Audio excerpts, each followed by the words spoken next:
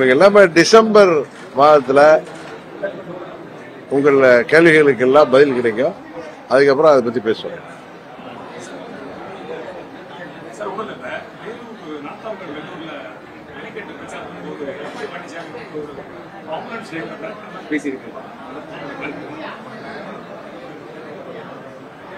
மக்கள் எல்லாத்தையும் பார்த்துட்டு தானே இருக்காங்க. சென்னையில் தூய்மை பணியாளர் அது அரசு கையாண்டதும் காவல்துறை கையாண்டு தூய்மை பணியாளர்கள் அவங்களுடைய கோரிக்கை இன்றைய முதலமைச்சர் ஏற்கனவே எதிர்க்கட்சி தலைவராக இருந்தப்ப அவர்களை பணி நிரந்தரம் செய்ய வேண்டும் என்று அவரே கார்பரேஷன் கமிஷனருக்கு கைப்பட கடிதம் எழுதியிருக்கார். ஆனால் இன்னைக்கு முதலமைச்சர் ஆனதும் துப்புரவு தொழிலாளர்கள் இன்னைக்கு கூட பாத்தீங்கன்னா போக்குவரத்து தொழிலாளர்கள் கைது செய்யப்பட்டிருக்காங்க. அரசு ஊழியர்கள், ஆசிரியர்கள், விவசாயிகள், மருத்துவர்கள், செவிலியர்கள், நெசவாளர்கள், இளைஞர்கள், மாணவர்கள், இன்னும் சொல்ல போனா மாற்றுத்திறனாளிகள் வரை அவர்களுக்கெல்லாம் தேர்தலுக்கு முன்பு சொன்ன வாக்குறுதிகளை இந்த ஆட்சி நிறைவேற்றாமல் மக்களை ஏமாற்றி வருகிறது. அது மாத்திரமில்ல, தமிழ்நாட்டில் இதுவரைக்கும் இப்படி சட்டம் ஒழுங்கு கெட்டு போனதே இல்லைங்கிற அளவுக்கு கொலை கொள்ளைகள் மற்றும் பெண்களுக்கு பாதுகாப்பற்ற தன்மை. இந்த ஆட்சி உண்மையிலேயே முடிவுக்கு வரும். மக்கள் இந்த ஆட்சிக்கு எதிராக தீர்ப்பளிப்பார்கள்.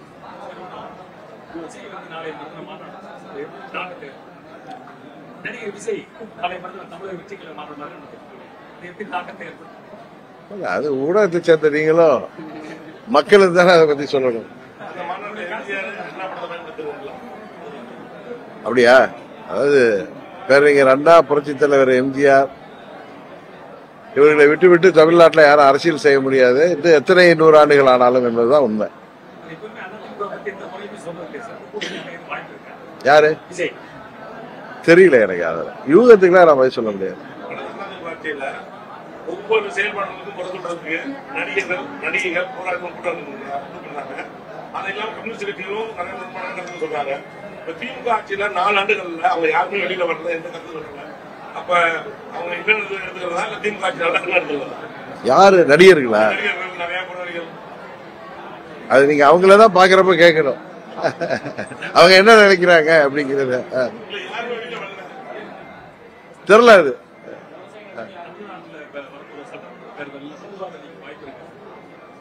4 அணிகளுக்கே வாய்ப்பு இருக்கு.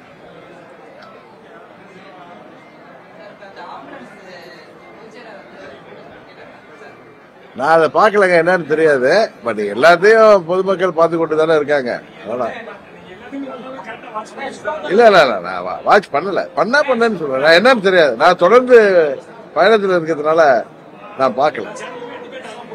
அப்படியா?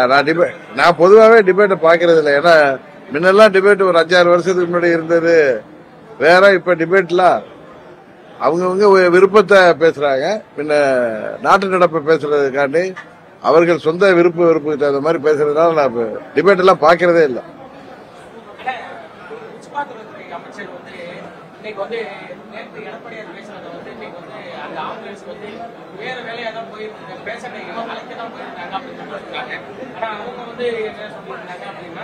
வண்டியில யாருமே இல்லாம இதுல வந்து அடிக்கடி விழுதுறதாக சொல்லியிருந்தாங்க.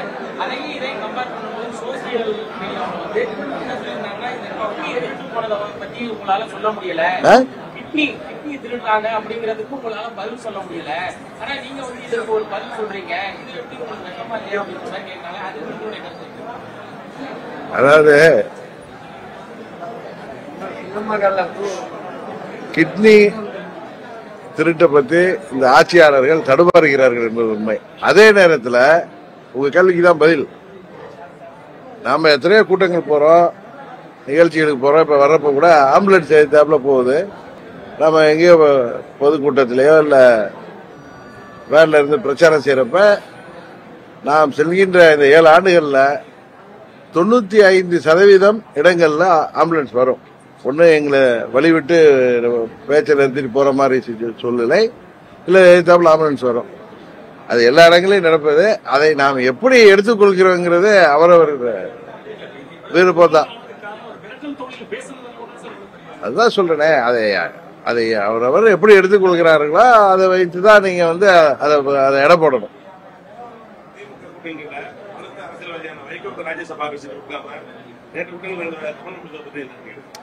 அதெல்லாம் அது அவங்களுடைய உள்கட்சி விவகாரம், அதை பத்தி எல்லாம் நம்ம சொல்றதுக்கு ஒன்றும் அவசியம்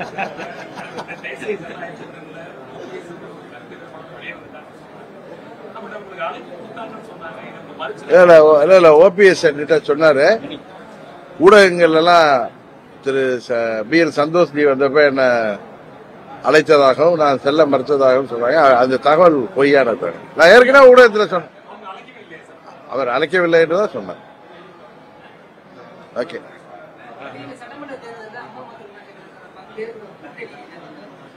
அதான் வர டிசம்பர் மாதத்துல உங்களுக்கு எல்லாம் தெரியும்.